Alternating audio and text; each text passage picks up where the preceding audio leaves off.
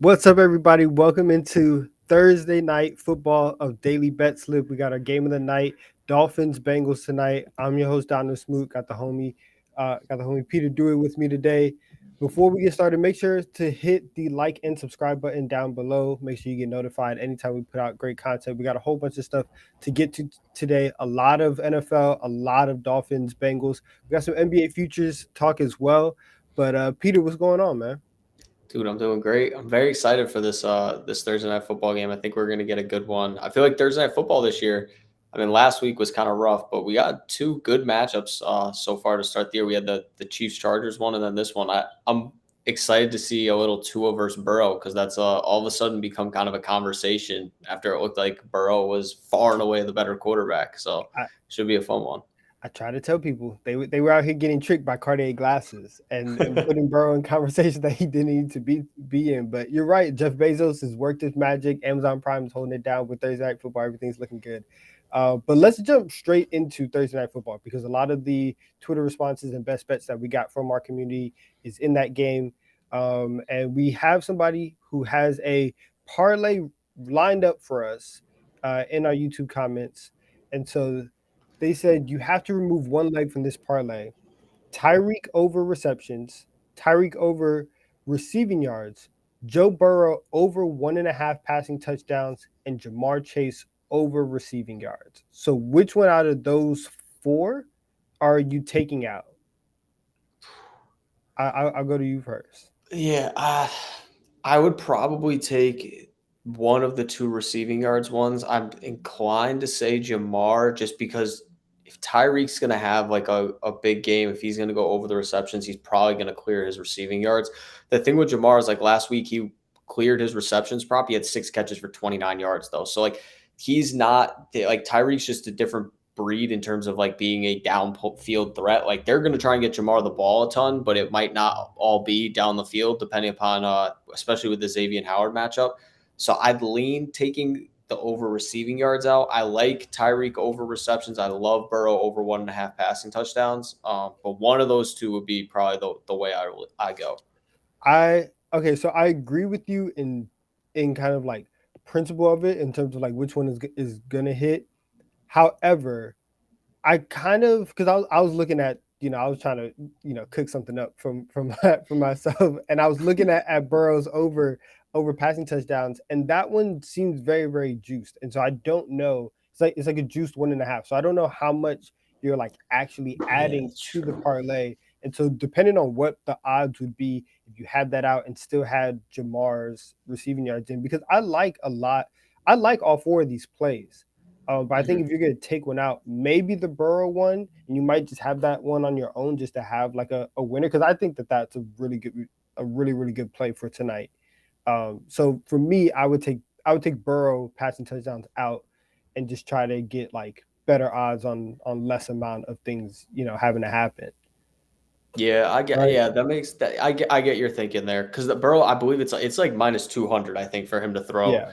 over 1.5 touchdowns. So yeah, that does make sense. I guess the way I was thinking about it is like if you want one that's going to be a lock out of the three that Exactly. you're Yeah. taking, it's probably that one. Um, but who knows? Maybe he doesn't throw 2 touchdowns tonight. But they've thrown the ball a ton so far this year, so I'd assume he is going to get there. Yeah. But yeah, that's a solid parlay. I feel like you're when you're backing these three guys like they're going to get the volume. So that's the bright side you can look at. If they miss, they miss, but at least you know the volume is going to be there. Exactly, exactly. All right, so I listen. Honestly, I might tell that myself. But we have some more community bets to get to. What is the next? Okay, let's bring up the next one that we have. This one is from, and I have to zoom in a little bit. This is from at D. DG, you heard D that's my guy. DG, love to okay, see him. nice, nice. Yeah, I cannot see, but he's saying hammer the Finns money line. And that's a very very interesting play. Obviously that's our game of the night, and I think both of us, a majority of our best bets come from that game as well. Mhm. So I think we are kind of gonna like acknowledge everything. I'm not gonna say too much about it, but I don't hate the play on this one. Yeah, I mean this game. I will say this: the line is 3.5 right now. I feel like this game is more of a toss up than that, but I think whichever way you end up leaning when you do your handicapping, like it seems like somebody's going to win this game by a touchdown plus just with the way Yeah, that these two offenses are. So if you lean with the Dolphins, obviously you're getting more value by taking the money line than taking them plus 3.5. But that I also think the plus 3.5 is valuable because you do get the field goal caveat too. But I don't mind it at all if you're gonna say. I think the way you got to look at it is if you're like got that kind of conviction, like why not go for it? They're like plus 166, go for it. exactly, exactly. All right, what's next? What's next on the list? We have We all got a right, bunch. and we had at Lock City 23 a whole slate. So he's putting 2 units on Jamar Chase's over 71.5 receiving yards, 1 unit on his receptions, 2 units on Tyreek Hill's over 5.5 receptions, and then 1 hill on a Tyreek Hill anytime touchdown. All of those look good, and like I feel like we're gonna be really repetitive in the section because I think everybody is kind of looking at this game the same way in that the playmakers are going to make plays, and this isn't Mhm. this isn't going to be a game where like last year you see the Bengals and the Jaguars go up against on Thursday night, and you have like CJ Uzoma coming in with like the big touchdown. Like I don't think we're seeing that today. It's going to be Tyreek Hill, it's going to be Jamar Chase, it's going to be Jalen Watt. Like the stars are going to be starring, and so I don't hate any one of those 4 picks. Yeah, I don't mind any of them. I think that I'm a little the Tyreek receptions is the only one that gets me nervous, and it's not even just like it's because Tyreek sometimes can kind of turn himself like the 2 units on that, like he can almost limit his own receptions by just breaking a big one, Mhm. like if they just have the possession. So I don't know if I go 2 units on that one. I probably just go one. But I like Tyreek anytime touchdown. I know Jalen Waddle's anytime touchdowns like plus 130 or plus 150 yesterday. Yeah. When I was writing that up over at BetSided, I think that's a good bet too. Like any of these big play receivers, I think we're going to see a lot of points in this game. I'm hoping we see a lot of points in this game too. So if you're taking any of those receivers, I don't mind that play at all. Yeah, and I don't hate the 2 units on Tyreek's receptions just because. So he had a quiet week last week, but in the first 2 games combined, he had 25 targets. Like the targets are there, the volume is there for him. So if you want to go ahead and take that chance on Tyreek, I don't really hate that. We have one more Twitter pick coming in, and this one, and we zoom in again. This one is from at Alex Mayer 93. Hurst first touchdown plus 1,500 do factor. Listen, if you're taking a stab, right? If you're taking a stab on first touchdown, I guess I'm not like in love with this one, but it's a first touchdown, right? You might as well go big or go home on these. So the way I look at this one, I actually don't mind this at all. Hayden Hurst definitely took a step back last week. He only had 1 catch for 7 yards, only saw 2 targets, had 15 targets the first 2 weeks.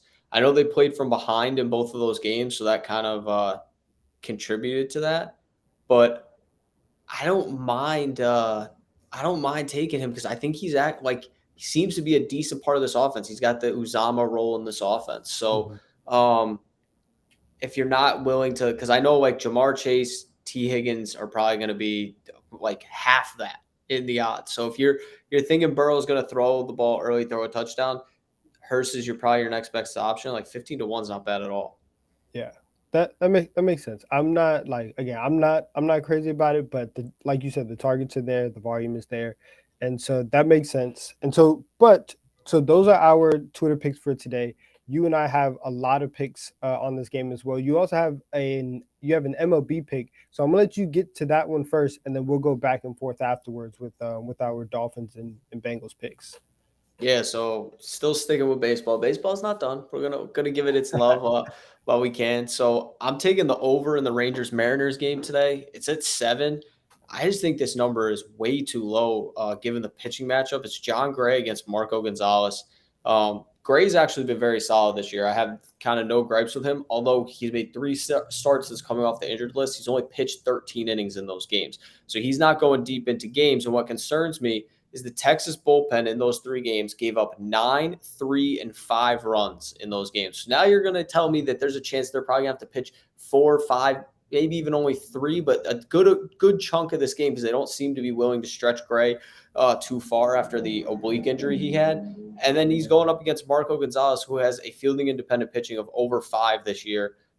Really gotten away with giving up with his ERA being down in the low fours. He's given up 27 home runs in 30 starts.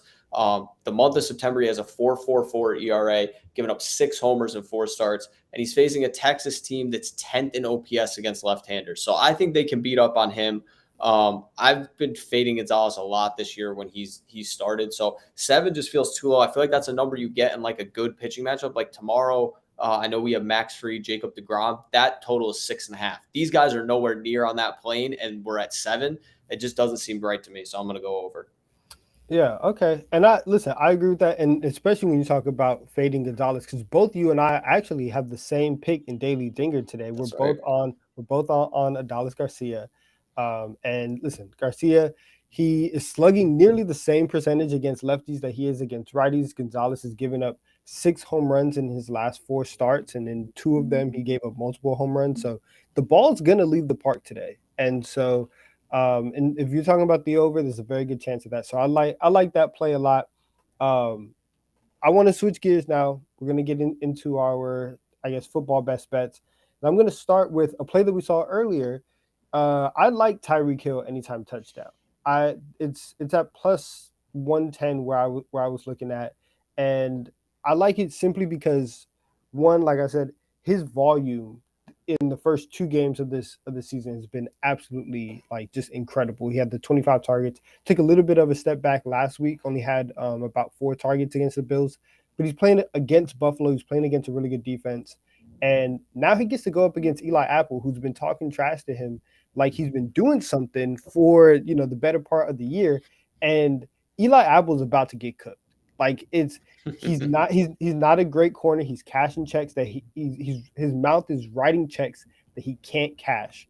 And I think that this is going to be a really, really big Tyreek Hill game. And so I think Tyreek scores. I think he scores today. I think he goes over on his receiving yards, over on his receptions, and we just see why the Dolphins wanted to bring Tyreek Hill into this. And Luke Schill, he was saying, he said in the comments earlier that Tyreek has been talking mess to Eli Apple all week, and he thinks that he's gonna wipe the floor with him too. So you got a lot of people backing Tyreek Hill, and I'm gonna jump on that train. I don't mind that. I feel like Tyreek and Waddle, like just the sheer volume they get, like anytime you can get them at plus money to score a touchdown, it's solid. Also, I think one of the things I was just looking at while you were talking to look at, Tua only threw 18 passes last week because of the injuries. So like the low target numbers, not too worried about there, just because he only threw 18 passes. So if he's only going to throw 18 passes, there's only so many times you can throw the ball to Tyreek. So yeah, I don't mind that one at all. All right, and then our guy Ben's jumping in. He says, "Get some Hayden Hurst anytime touchdown on the other side of the Tyreek touchdown at plus 260. Third on the Bengals in targets this year. Dolphins are leading the NFL in points allowed to tight end." So, listen, maybe I was wrong earlier in that first touchdown score for Hayden Hurst is looking a lot better than what I was thinking about. So Hayden Hurst getting a little bit of love here. What's your next pick though? What's your next best bet? Yeah, so I have one on Jamar Chase. We talked about it a little bit earlier. I'm taking his over receptions, over 5.5 receptions, minus 130. I just think you look at what the Bengals have done this year. They've thrown the ball to Jamar Chase about as much as you possibly can. He has 35 targets through 3 games. So, I mean, they're going to look for him. And the thing I mentioned it earlier in the show, he only had 29 receiving yards last week. He still had 6 catches. Like, they will just get him the ball for the sake of getting him the ball because he's that dynamic of a playmaker. So it might not be down the field. It might be in screens. It might be in, whether they want to have him run across the line, just do a little shovel pass to him. Like, they're going to try and find a way to get the ball in his hands regardless of what happens because he is the most dynamic player on their offense. He's had 10, 6, and 5 catches through the first 3 games this season. And I have a feeling, I just have a feeling this can be a fast-paced, like, shootout type of game. Like, we've seen the Dolphins offense has gotten going at points this season. We've talked about, the Tyreek, the motivation against Eli Apple. Like, if the Dolphins start scoring early, we know that Zach Taylor has no problem letting Joe Burrow air it out. And the Bengals if you take away the fact that they turned the ball over 5 times in week 1, they've moved the ball very well this Mhm. year. Like the turnovers aside, like they were still moving the ball on those possessions. So if the offensive line can hold up, which they looked better last week against the Jets, I think there's going to be enough times where Burrow's dropping back and he's just going to keep targeting Jamar Chase basically until he has nobody else left to target. So I like him over receptions here. I think it's safer than his receiving yards just because of the sheer volume. All right, I like that. I'm gonna look at another Bengals wide receiver for my next prop. I'm going T Higgins anytime touchdown plus 130. And when you look at kind of the distribution of touchdowns over the first 3 games, in terms of like the wide receivers, it's very, very even. Jamar has 2 touchdowns. Um, T. Higgins has 1 touchdown. Tyler Boyd has 2 touchdowns. And so you're kind of just taking your pick at whichever one that you want. Tyler Boyd is a little bit more hit and miss. That's why I'm going with T. Higgins in this one, who, even though that his targets are basically like half of what Jamar is getting, he's still very much involved in the offense. And so I think that he kind of steps up and gets a touchdown tonight. What is your last play for today? Yeah, the last one I have another one obviously when we talk game of the night, but I have another problem. Taking Raheem Mostert under 39.5 rushing yards. We talked so much about the passing game, haven't really talked about the running game for either one of these teams. Mostert's an interesting case because like this is I'm fading him, but he has seen his snap counts increase each week this season. The issue is he has not improved much running the football. So he's averaging 3.3 yards per carry on his 24 carries this year. Week 2, he had 51 yards on 11 carries. Outside of that game, he has 13 carries for 27 yards. So he had a very nice week 2. I'm not going to try and take anything away from him against a bad Ravens defense. We've seen how bad that Ravens defense is so far this season. He's really struggled the other 2 games, and he's going to split time with Chase Edmonds. Chase Edmonds has seen his carries drop the last 3 weeks, but he got all the red zone touches in week 3, scored 2 touchdowns. So Mostert, I feel like if he's not breaking a big run, I just don't know if he gets the volume to get over 40 here. Plus, the Bengals, one of the better run defenses so far in the NFL, that are just allowing 3.7 yards per carry. So, not sure the touches are going to be there for Mostert. He's been between about like 5 and 10 touches a game. So, if he lands in that area, you're asking him to average about 5 yards per carry against his defense. I just don't see it happening. I think 39.5 is a good spot to fade him. All right, makes sense, makes sense. And so for my last play, I'm going to go with Joe Burrow over 273 and a half passing yards in this one. You talked about the Dolphins' lack of running game. The Bengals are the same way. They are 30th in the league in yards per carry. They are 20th in the league in yards per rush. However, they're top 10 in rushes per game at 29. The rushing offense just isn't there. And I think that at a certain point, if you're Cincinnati, especially if this game starts to get close, you might just have to abandon the run just because it's so inefficient right now. And Burrow, he's cleared this line in 2 of the 3 games this year. We already talked about just how explosive and how dynamic Jamar Chase can be, what T Higgins can do, and so I think that Burrow ends up having, I think Burrow ends up having a really big game for the Bengals today.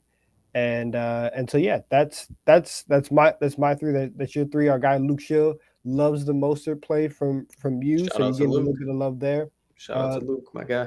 let's get to the recap graphic before we head into our NBA section. And so you have the over in the Rangers Mariners game. You have the over on Jamar Chase receptions and the under on Raheem Mostert rushing yards. I have Tyreek Hill anytime touchdown tonight, T Higgins anytime touchdown tonight, and the over on Joe Burrow's passing yards at 273 and a half for tonight. So those are all of our picks for the night. Let's switch gears before we come back to game of the night. And the NBA season media day was a couple days ago. Training camps are starting up. The season kicks off in about like 2.5 weeks. We're going to look ahead and get some early NBA Finals and MVP predictions. This is obviously kind of our bread and butter here. Mhm. Peter, who's winning MVP and who's winning the finals this year? Yeah, so I'll start with MVP. Um, This one, I like. It's not a crazy. My finals pick is a little bit further down the board. I think Giannis has the narrative behind him to win the MVP this year after the 2 years back to back of Jokic. Obviously, Giannis won those 2 MVPs. The Bucks didn't really go anywhere in the playoffs those first 2 years, and it kind of took the narrative away from him to where he had to win a championship if he was going to really come back to that conversation, because they lost in the second round. And, the Bucks were the favorites in the regular season, all this stuff. Now they're coming back into another season. They're not going to be the favorites this year. They're not even the favorites in the East. The Boston Celtics are the favorites in the East. And they're coming off a second round exit where they didn't have Chris Middleton. I think the tide has kind of shifted back towards Giannis. As much as I love Jokic and as much as I love him for winning the MVP last year and cashing my future on him, he's not going to win the MVP this year if Jamal Murray and Michael Porter Jr. stay healthy, just purely because the big reason he's won the MVP the last 2 years is how good he's been and how bad the rest of the team has been around him, and somehow he's kept the Nuggets in the playoffs. So that narrative for him kind of goes away. And when you look at the other candidates, you look at some of the top guys, Joel Embiid, Luka Doncic, like obviously formidable candidates. The big thing I look at is health here. So Luka played 65 games last year, which was a very solid amount of games. But you could say the ankle injury he had in the beginning of the year, middle of the year, kind of cost him in the MVP race because he fell so far out of it that even though he closed the season so well and the Mavs closed the season so well, it felt like it had already turned into a two-man race between Jokic and Embiid. Obviously, Embiid has had injuries after injuries in his entire career. They're going to probably try and limit his minutes as much as they can for a playoff run. The thing with Giannis, he's never missed more than 15 games in a season. That was last year, was the most games he's ever missed in a year. Most of the time, he's missing around 8 to 10 games in a year. A lot of them rest. So he's going to be out there, which I think is a big thing. If you want a guy to pick a guy who's got win MVP, there's the threshold that we've talked about on this program before, and I've wrote up, like, you have to play like 75%, 80% of the games. There's no MVP who's played less than that. Outside, I believe, was Bill Walton.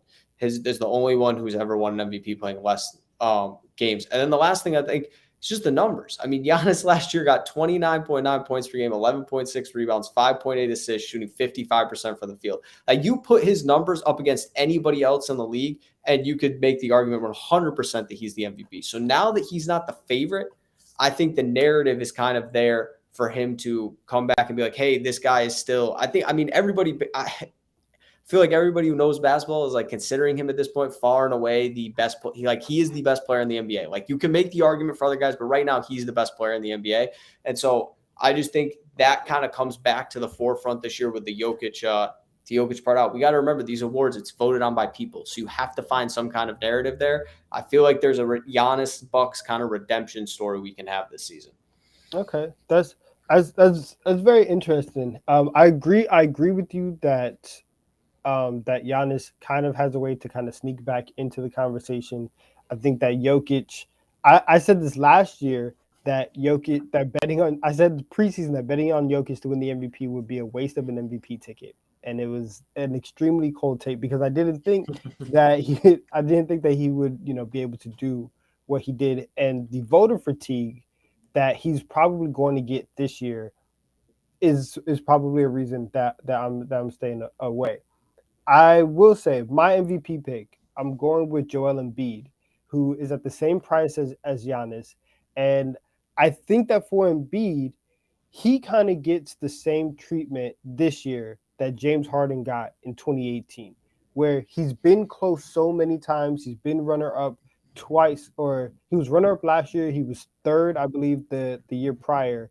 And you talk about Embiid being able to be on the floor. He played a career high in games last year. I think that the Sixers, it's a little bit of like a confusing like mental gymnastics. I'm not too high on the Sixers long term, but I think that Embiid's play being amazing on the defensive end, averaging 30 points tonight, like that combination of him just being that good and being so close for so long, we're gonna get to a point where the voters say, okay, like Embiid, you've earned it. And now that we've gotten Jokic's two out the way, we can finally give it to you. So I think Embiid has a narrative around him that may suit more with it's not necessarily a pity MVP, but it's saying like we're gonna make sure that you get your MVP in your career. So that's why I'm going with Embiid at plus 700. I don't mind that. I think my concern with Embiid and Luka is I just don't know where they finish in their respective conferences. Like, an Embiid with James Harden on that team, with Tyrese Maxey, with Tobias, like, he doesn't have the argument of like, well, my team stinks. Like, Luka has a better path to that argument now that they didn't really replace Jalen Brunson. Like, I could see if they finish with a top 4 seed, top 5 seed, where you're like, okay, Luka just carried this team. But Embiid, I just don't know if he gets that caveat. So like maybe the Sixers, there's like I could see the Sixers being a very good regular season team this year, just because they were a couple years ago when they finished with the 1 seed. But I also could see them just with the way the East is, where they fall into that 4, 5, 6 range. It's like, can you give Embiid the MVP if he has comparable numbers to a Giannis or even to a Kevin Durant or Jason Tatum, and those teams finish above him? So that's kind of where my pause comes in with him. I think the Bucks, just the reason why I like Giannis, like the Bucks have been consistently in that 1, 2, 3 range in the East the past few years. So I think Giannis's floor in terms of where they finish is a little bit higher than what Embiid's is. Yeah, and that makes sense. I want to know though, who is your early season NBA Finals prediction? Who's your pick? Yeah, so I'm not like gonna sit here and tell you this team's 100% gonna Take a win the stand, finals, Peter. but Take a they stand. have they have by far the best value on the board. The Denver Nuggets at plus 2,000. It's insane to me that they're at this number with Jamal Murray, Michael Porter Jr. expected to be back and healthy. Um, there's a lot of good teams in both of these conferences. I'm not gonna like. There's a lot of good teams this year. Where we're not going to sit here and like be like, oh, we know it's Warriors Cavs, like we did, for that stretch. Like there's a lot of options that can happen here, but I just think Denver's extremely undervalued. You look at what their floor is without Porter and Jamal Murray for basically the entire season last year. They still finished with the 6th seed in the West. That's their floor with a horrible supporting cast. I'm not even like, it was a horrible supporting cast. They were plus 16.4 points per 100 possessions with Nikola Jokic on the floor. Like that insanity, how much better he made them. So now if you're going to give him a quality roster around him, where Jamal Murray is another all-star caliber player, Michael Porter Jr. was a rising star before obviously the back injury derailed his season last year. I think they have a floor of where they're looking at a top 4 seed right off the bat. The last time this team was healthy and played together in the bubble, they made the Western Conference Finals. They pushed the Lakers a little bit in that series. If Anthony Davis doesn't hit that game winner, we're possibly looking at that series being knotted up very early on. So I think this Denver team is criminally undervalued compared to some of the other teams in the West. You look at like other teams that have had injury issues. The Clippers are like plus 700. We have the Warriors obviously deserve to be where they are, but I don't see like where there's a realm where the Nuggets and the Memphis Grizzlies are in the same area. Like we've never seen the Grizzlies do what the Nuggets have done with this core before. So with this roster, if Jamal Murray is Jamal Murray when they're healthy, I just think this number, like this is probably the best number I think you get them at all year, because if they play as well as they have under Jokic in the regular season, they're going to finish with the top 3 seed with all these guys available. I agree with you on the value. I think this is the best value on the board, not only for the Nuggets, but in the entire league. But I disagree with you in terms of your pick, because I've said it before. And again, I think I've said it since the day the season ended, that the Milwaukee Bucks are going to win the championship this year, and I'm sticking with that. I'm taking the Bucks to win the title at plus 650 right now. If they do not, if Chris Middleton doesn't go down, they win the championship last year. I fully believe that. I think they get through Boston, and that ends up being the deal. I think they end up getting through Miami, if Middleton is there, and then you have like, obviously, like Curry played amazing, but you have Giannis against an extremely small Warriors team, and he probably averages like 37 points a night. Like there's a path to where if they get past Boston, they end up winning the finals. I think that this year everybody's healthy. You have, if Giannis is as good as we all think, and he truly is, like has a third MVP season and everything works, like they 100% can do it. So I have the Bucks as my champion this year. But so those are our early season NBA picks. We're gonna switch back to game of the night. Again, Dolphins, Bengals. A lot going on. Dolphins are 3-0. Bengals are 1-2, trying to see if they can get back into the AFC North race. I know where I'm going, Peter. You know where you're going. You go first. I'll go second. Where are you leaning on this game? Yeah, I'm taking the Bengals. I'm laying the points minus 3.5. I think they're going to win this game. I think they're going to win it pretty easily. I like this Dolphins team. I think they've shown a lot of that they aren't a fluke. Obviously, that win over the Bills and a win over the Ravens, 2 very quality wins. Same time, Tua Tagovailoa is banged up. He is banged up. He has a back issue, has an ankle injury on a short week. Um, I just don't like. I don't love the idea of backing him in this spot. Not sure what he's going to look like. Maybe it's possible he gets hit again. He needs to come out. Then we're going to see Teddy Bridgewater. Um, I think that I would love for it to come down to 3 just because it would be make it a little bit easier to have the caveat if it's a field goal win that they push. But I bet the Bengals are -3.5. They beat the Bills last week, but the Bills were out without several key defenders. No Jordan Poyer, no Micah Hyde. So I just don't think this Bengals team. I think this is like kind of last week was too against the Jets when they opened at -4.5. Like buying low a little bit on the Bengals. Like I know their offensive line hasn't been great, still a good football team. They turned the ball over 5 times. They still went to overtime against the Steelers. Like they have like found a way to hang around in these games even when they've played terrible football. I don't think we've seen them play a good game really all season long. So if they come out play well at home, I just am not sure if a banged up Dolphins team is going to be able to hang. And that's fair. However, I'm on the other side. I'm on the Dolphins money line. That they are my upset pick for this week. I just I look at the speed. I listen. I don't think that the Dolphins are going to go undefeated this year, obviously. But you look at the speed that they have on the outside, and you look at a team like Cincinnati, where their defense has played well, but you have Eli Apple out there, and they can be in games where they are down 35 to 14 going into the fourth, and you still feel like, hey, we get like 1 or 2 plays, like we can be right back in it before the 10-minute mark in the fourth quarter. And they're just that explosive at the drop of a dime. And so I think that they end up taking this. Cincinnati, I wasn't high on them coming into the season. I think that listen, they really should have won week 1 against Pittsburgh, and especially, but like you turn the ball over 5 times, you can't beat Mr. Trubisky.